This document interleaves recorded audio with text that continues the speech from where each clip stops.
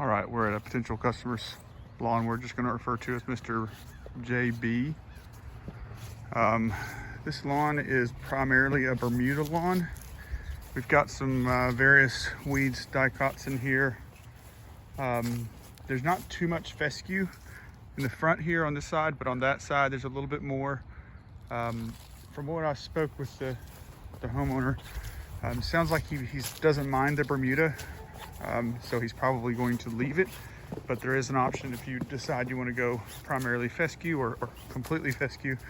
We can either seed through this or we can remove and replace it. That would be quite a project. But Mike, just so you know, the line's going to go from about right here on this stone out to that pine tree, and it's going to fall in line with that line of the fence. It's just going to come right across here.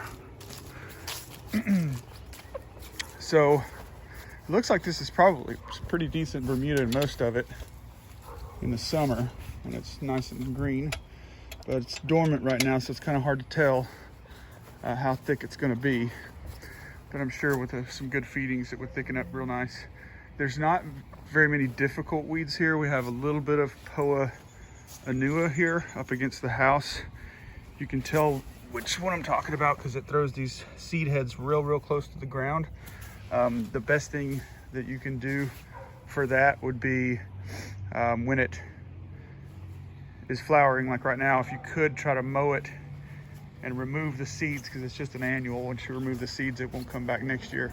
But looks like that may be the only area I've seen it. You might not be able to do that. No, there's some. That's a patch of it. So if you want to get that out of here, that's how you handle that. But the rest of the weeds we can take out. Nothing too difficult. We've just got a little bit more of a mix over here where it's too shady for the Bermuda.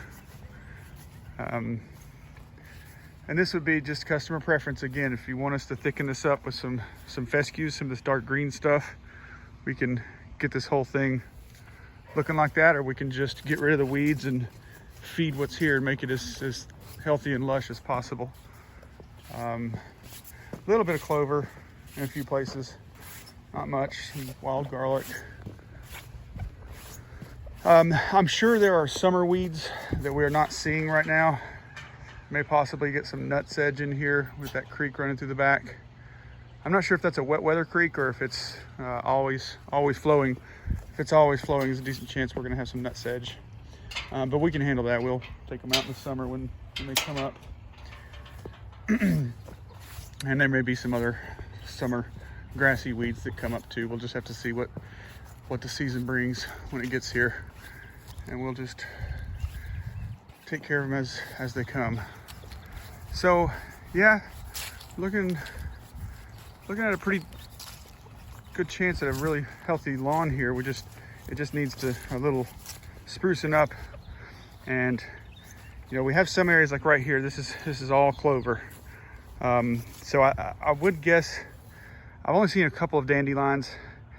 We'll just see what the soil test says. So the soil test is going to give us a lot of parameters as far as pH, nutrients, humic acids, anything that this lawn needs, calcium, anything. It'll let us know what it needs to thrive at its best. So we'll just get that off to the lab pending approval. And once we get that back, we'll know better what we're looking at here. We do have a little bit of moss here in the front as well. We do have some natural products that we use that have some things like sulfur and a few other things that moss doesn't like. And usually if the moss isn't real strong, which this doesn't look like it is, just with regular treatments, it will just fade away. That's our hopes, at least. There's a few cases where the moss is much more virulent, but that doesn't look like tough moss. So we'll see. But it looks like this could be a very nice lawn. I'm gonna get all these weeds and stuff out of here and get it thriving. Okay, that'll be it. Evan with Green Thumb out.